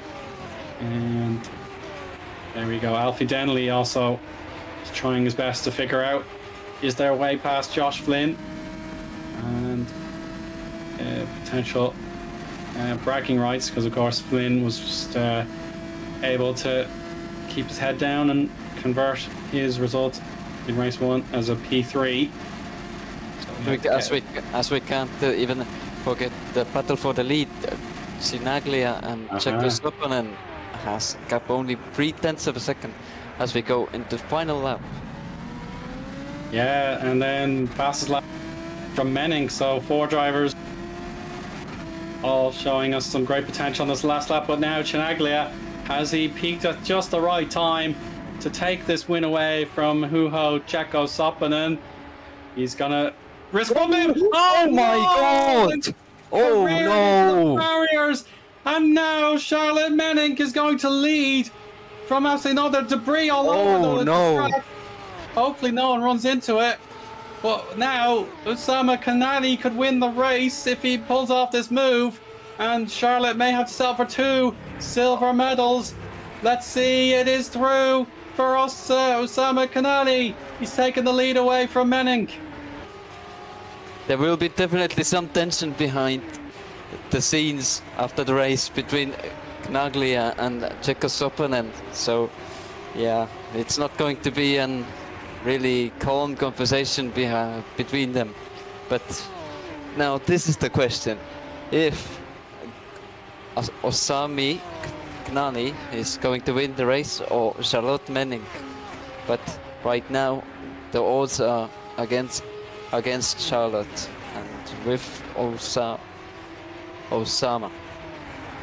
Yeah, Kanani probably can't believe his luck. He knew that Charlotte had the fastest lap. She was the quickest of anyone in the last lap, but the tension is going to build here in the run down to Blanchimont. We're getting past Paul Frere about now, and yeah, the tension. She's got a great run here. Go ahead, Kurt. Let's see if she can pull it off. Oh, and Askanda has also gotten back some time, but he's too far back. But now Menning has only one chance, and he needs to take it if he wants to win it. Going around the outside in bus stop. Is he going to do it? Oh, they're going to attack! Oh! He spun! No! He spun! Kander's going to win it! Shimon Kanders! He's going to claim it without any prior knowledge of that coming into his... Oh! They collided! That's more anger and fury, I'm afraid. Oh, gosh. There is frustration. There's frustration. Yeah, oh. Wow. What a race. All the chaos, Ugo Sorzio was actually P4. Alfie Denley, Josh Flynn, they are 5th and 6th. Kozlowski, Manikandan, Guzik, and Dela Cruz in the top 10. So that is just extraordinary. The temper that we've witnessed in this race. Oh my word. They're going to be plenty of demonstrations. But I would like to see what has happened between Gnaglia and Soppinen. Did Gnaglia bump draft him? Yep. I'm afraid so. Oh, Andrea even got behind the barrier, so... Gosh almighty, yeah. Juho is upside down and... Oh. That was a really big crash. But yeah, I would say that was a really aggressive defending from Osama. I would say too aggressive. That replay does really put And I Usama in a think, bad light. It's similar to what we just saw a bit earlier, and that I he was think waiting that, at the line to confront Charlotte, and now that's extremely bad. Yeah, I don't like that. and I would, Just get over the line, take your yeah, result, and I would and deal say with that that. chat is agreeing with me that Yeah. it was a bit too dirty from Osama.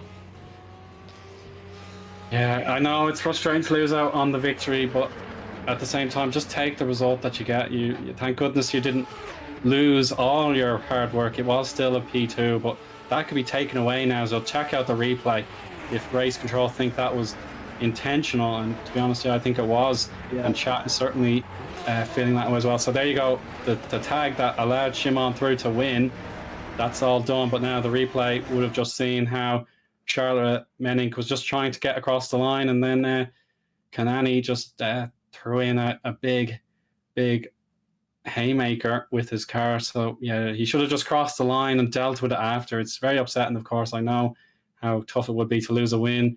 If I was anywhere near a front of a race grid, I've never really had a chance to win a sim race before, so I know it must be really tough just to have that opportunity taken away. But yeah, you should have just taken the result, just get on with it.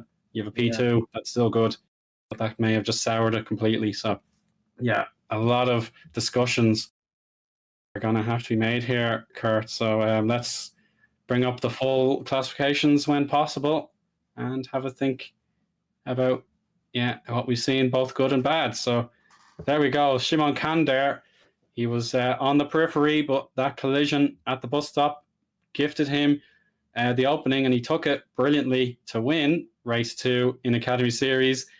Usama Kanani, P2, but of course what happened at the start-finish line with Charlotte Menink will be discussed with a lot of aplomb now. I know that's going to be a heavy point to think about. Ugo Sorzio in P4, great driving from him.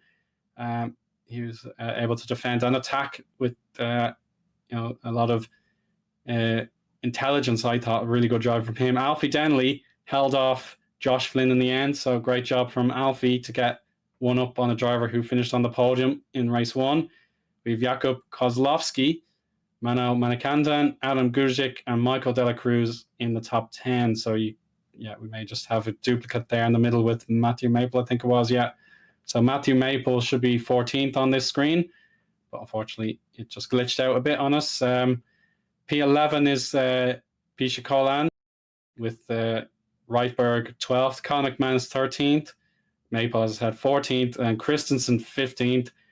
Jerome Berg and Camille Smiha are the last drivers that are classified in this race, Kurt. So a lot of retirements has to be said. So do you want to take that half of the classifications and discuss who didn't make it to the end of the race? Yeah, there is a really short saying that from 18th to 28th, so they didn't finish. That's a quicker way to say it. Yeah, it is a quicker way, but yeah, fair few drivers' weather.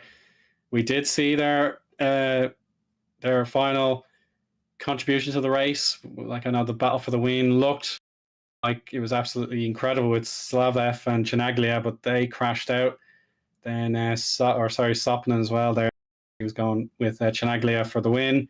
And then Wittmann probably just retired off screen. And then Jablonski.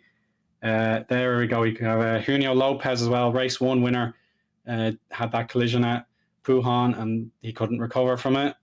Dan Tyne, another strong performer in race 1, didn't make it to the end.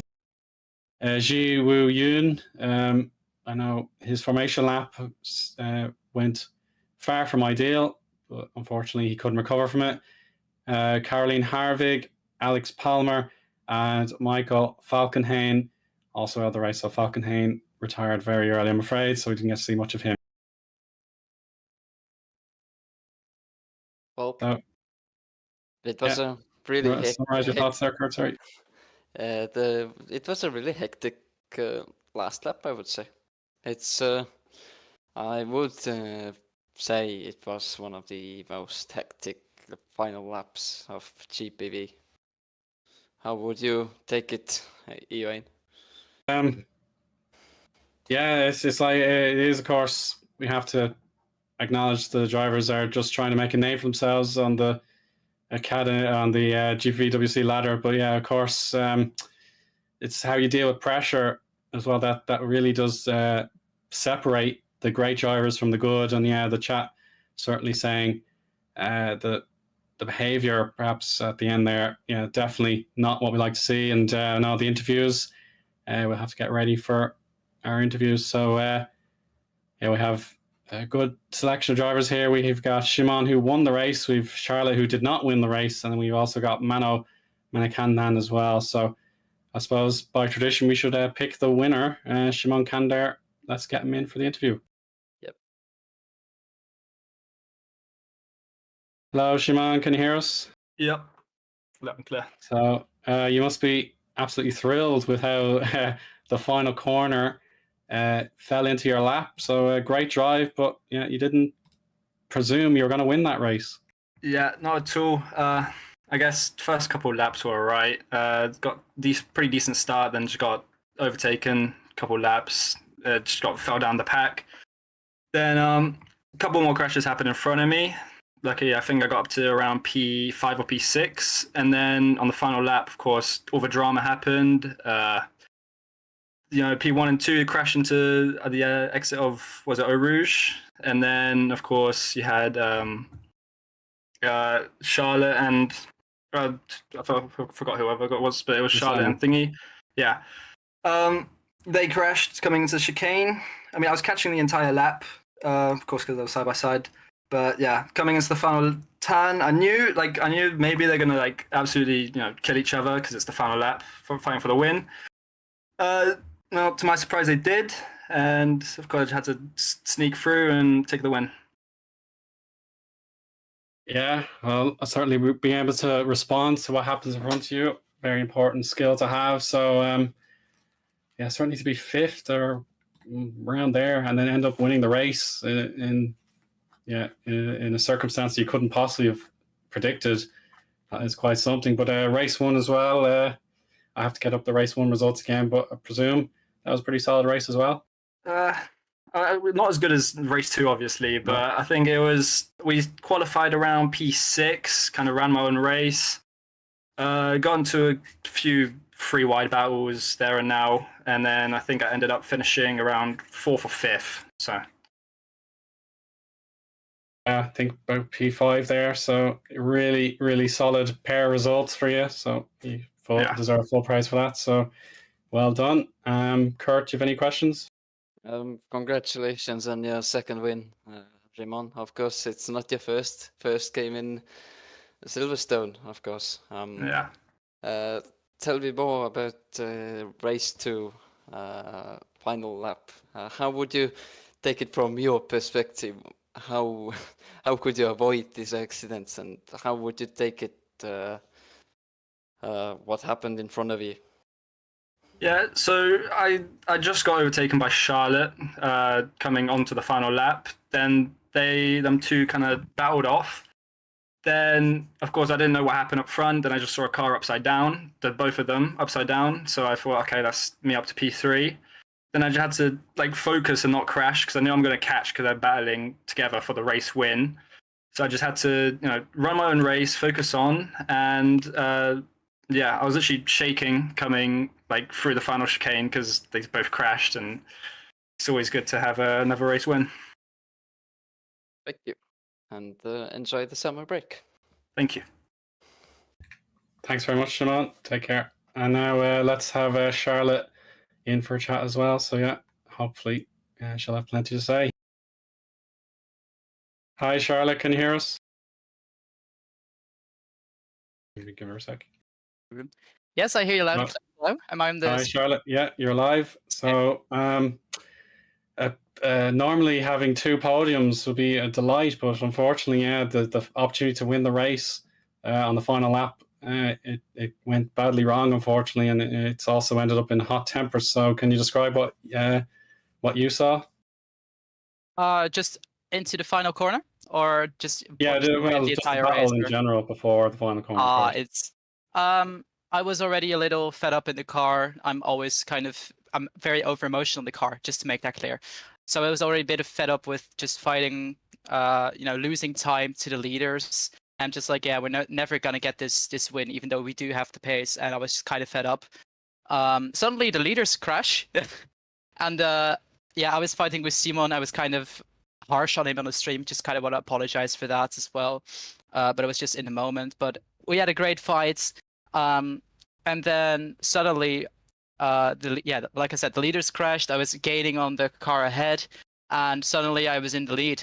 And he came with a slipstream onto Camel Straight into the section there, got ahead of me after Bruxelles, and then I had to kind of lift it to pull on because dirty air, whatever. And I was just thinking, if I get a good run onto the final chicane, just focus on getting that last sector slipstream, staying within the slipstream, I can overtake him in the bus stop. And first of all, he was already very aggressive on the straight, in my opinion.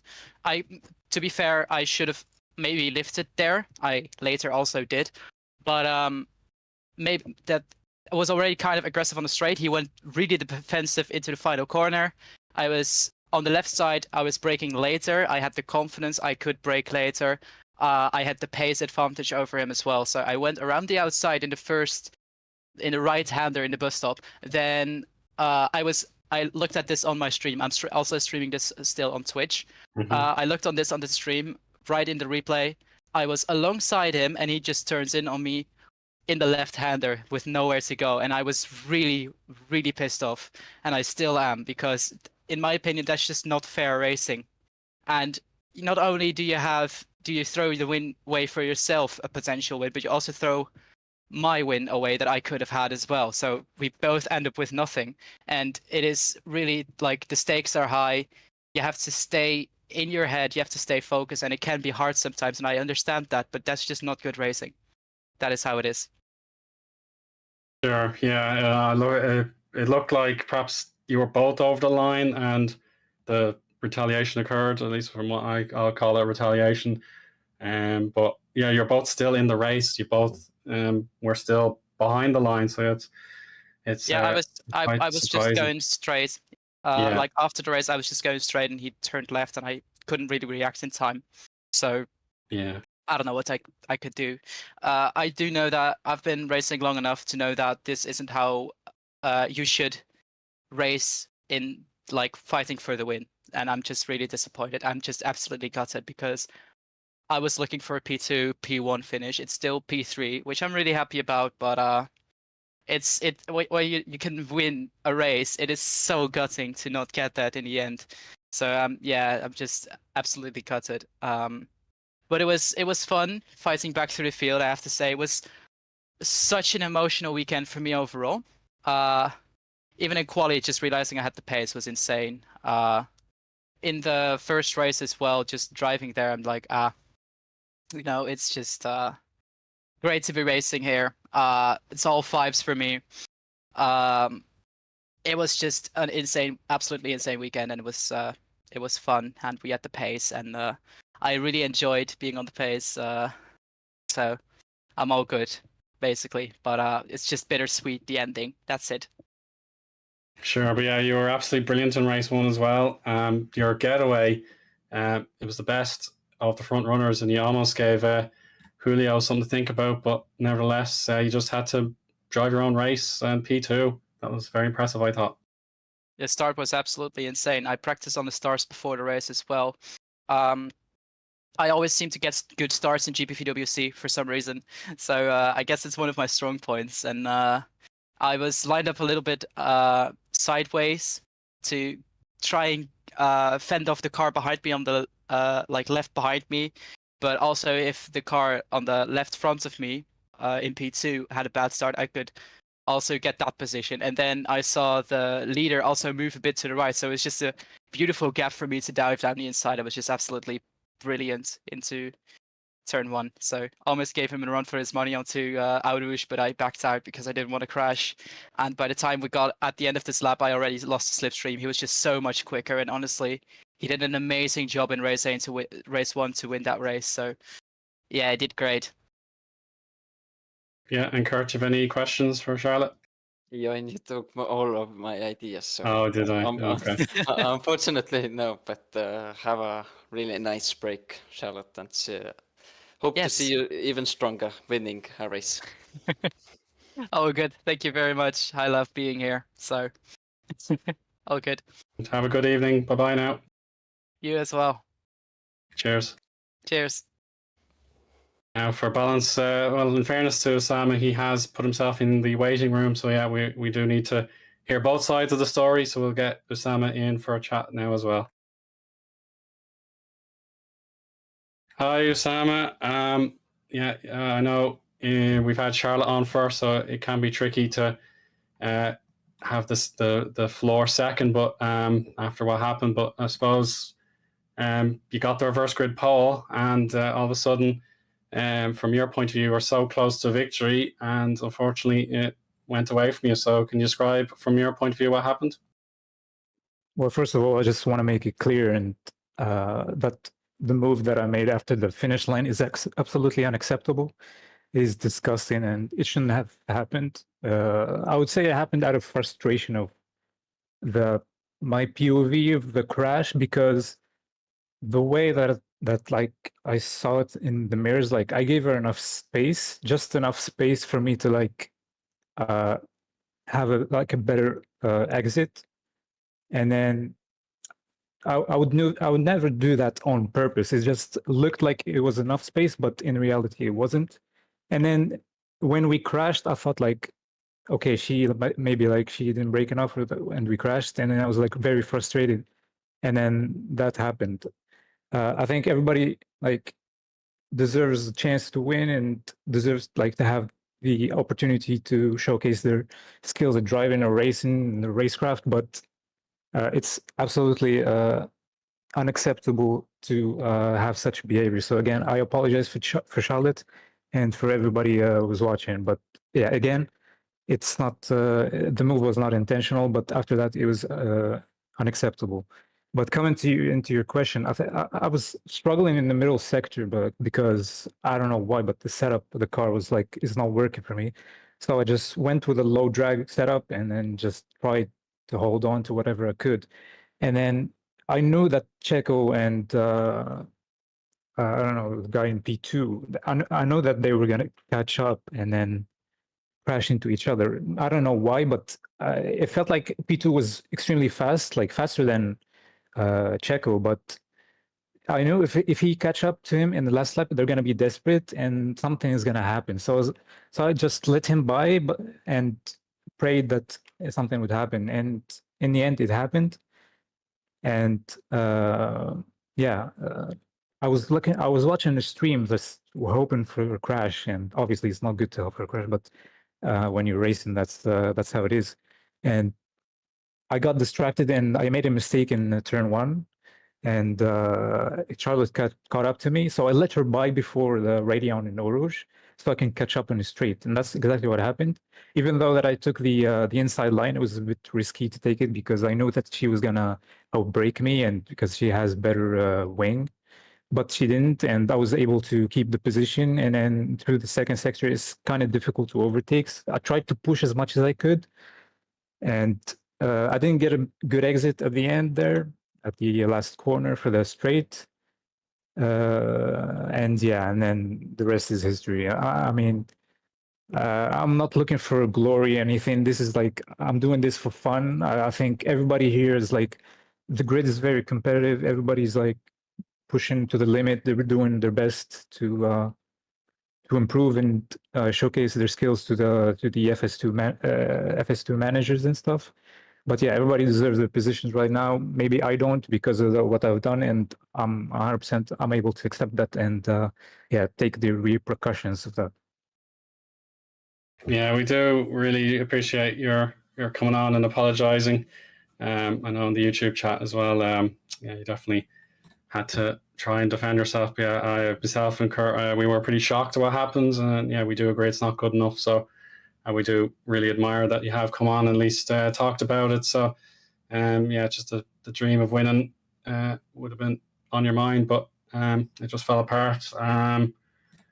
Yeah, it's definitely the chance that was open to you. But of course, in race 1 as well, we saw you spinning on the last lap at the bus stop as well. You were battling for 14th, and unfortunately, that went wrong on you as well. So, do you know what happened there? Well, I guess for me, race 1 was like part of the process of practicing the car because I still don't know how to like handle the cars, especially with other people around you. So it was like still like a learning curve. I was trying to like take it slow and try to see how the car behaves, how other people around you behave, and how the crash or like the contact physics work. Because it's been a while since I played the game, and yeah, the last corner there, I just like misjudged the throttle there and spun. But I wasn't pretty much not worried about the positions. It was just learning curve. I was like, okay, the race 2 is gonna be like my actual like trying to prove something, but yeah, it was just like misjudging the throttle there. Yeah, just a misjudgment, but at least you came very close to a win there, so you definitely learned from it. Kurt, you have any questions for Osama?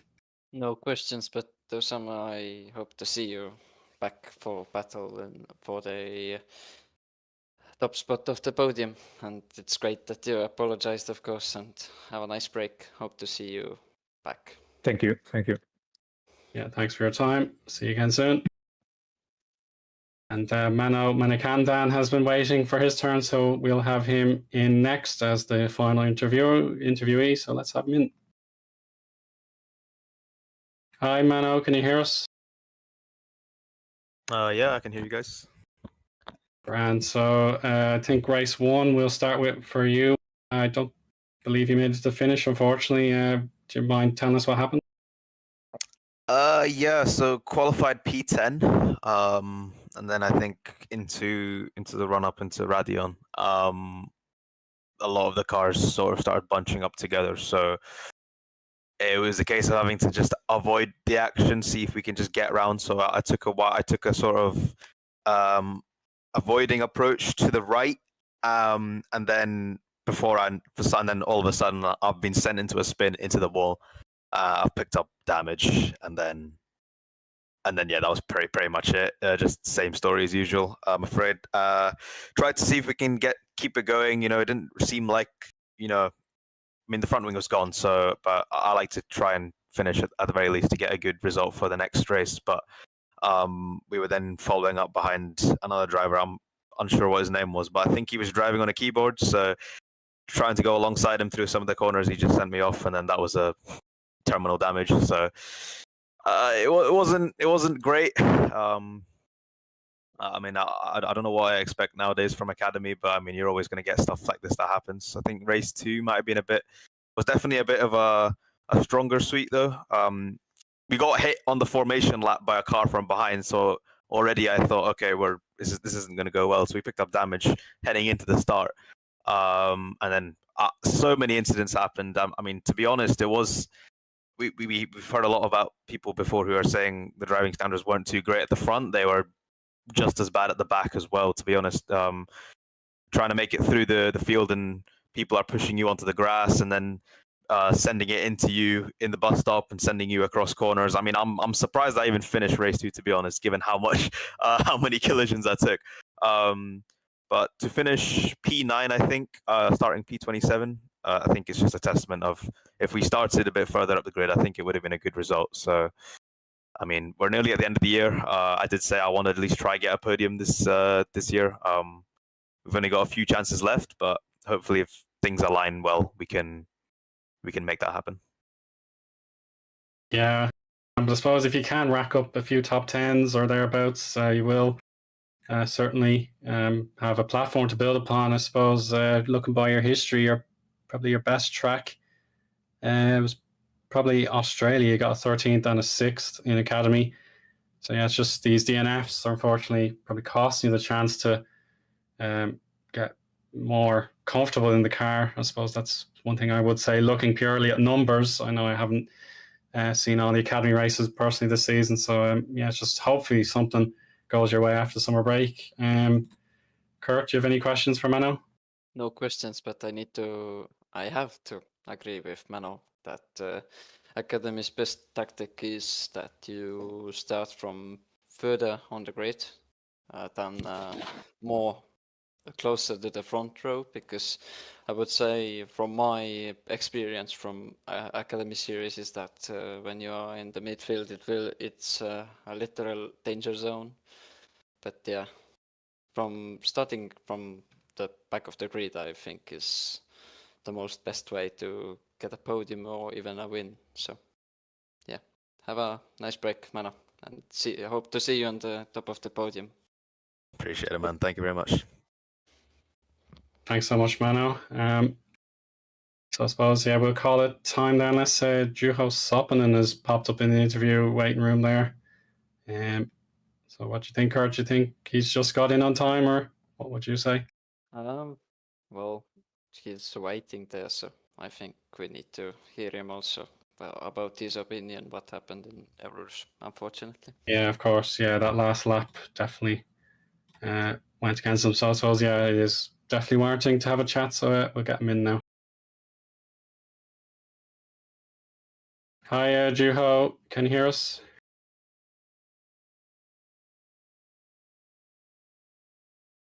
Repeat. Hi, Juho. Can you hear us? Maybe not. We'll give him a sec.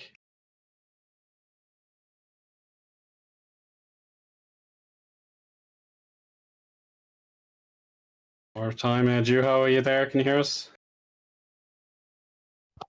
All right, There we okay, there we go. Grant, thank goodness we got you in time there. So yeah, it's another unfortunate story for yourself as your chance to win race 2 unraveled after a last lap contact. So can you tell us what you saw from your point of view? I'm gonna bite my tongue for that because, to be fair, it was I don't know. Andrea, I guess, wanted to bum draft me, but this is in NASCAR, so this is GPV, so I have no idea. I'm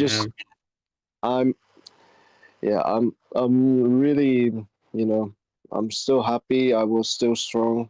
I knew this weekend I would be strong for reverse grid, and unfortunately it ended like this.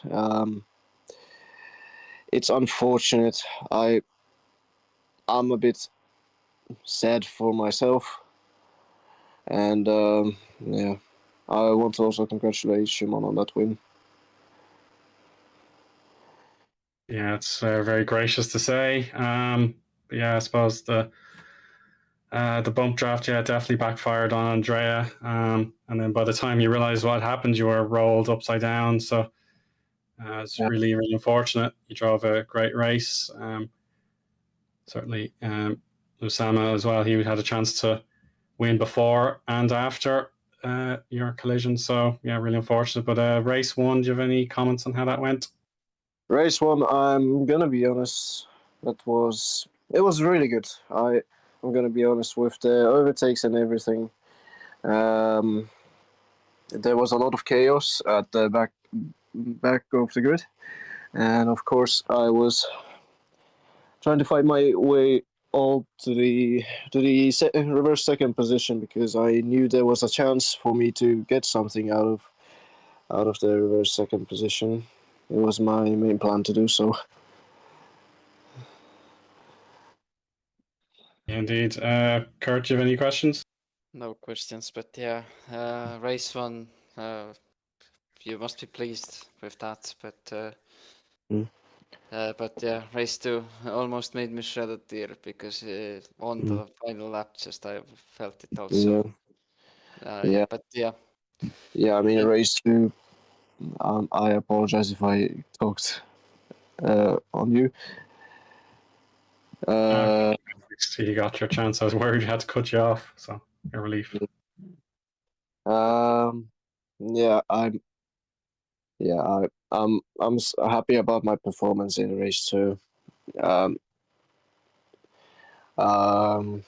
Since, well, I kind of wanted to win this for my cousin since it's been a year since he's gone.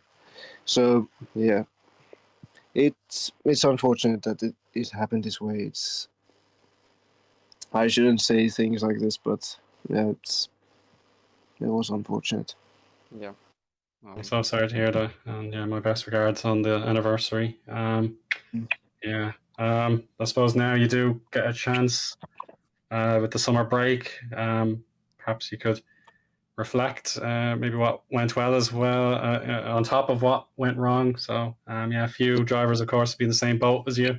Disappointment at the name of the game sometimes. So yeah, it's very appreciated at your honesty, letting us know you were feeling perhaps a little bit anxious and knowing you wanted to get the big result today when it fell apart. So we do really appreciate that. And Yeah. thanks for your time, Joe. Really, really Thank impressive. you. I'll come back stronger next time for sure.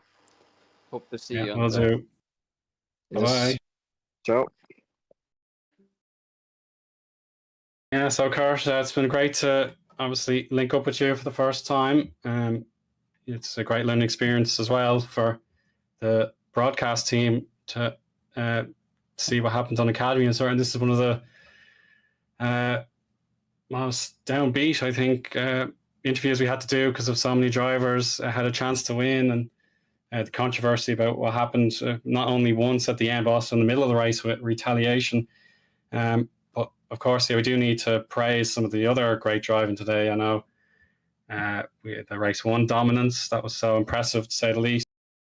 From Lopez, that was absolutely brilliant. And a few other drivers put in some excellent shows for us. Maple was really good, in fairness. And Flynn, of course, just quietly got on with business. So, yeah, some great drives as well. But, yeah, it's hard to deny.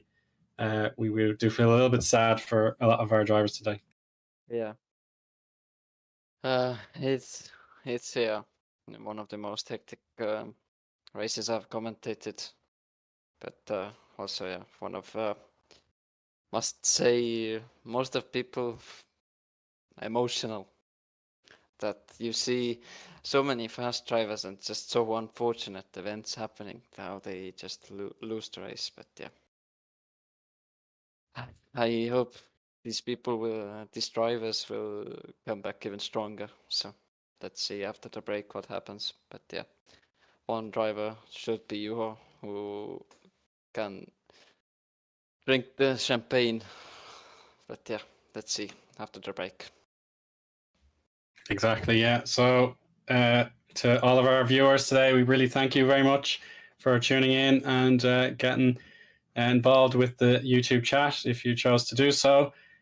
So we'll leave it there for this evening's action of Academy Series. But of course, Tuesday, Thursday, we'll have more action to look forward to in Super Lights and Super League before they also get ready for a summer break. So that will be all for this evening. Thank you so much from myself, Eoin Harmon, from Kert, Rohtjarv, and Joshua Dexter in broadcast direction. Thank you so much, and goodbye for now. See you in 4 weeks.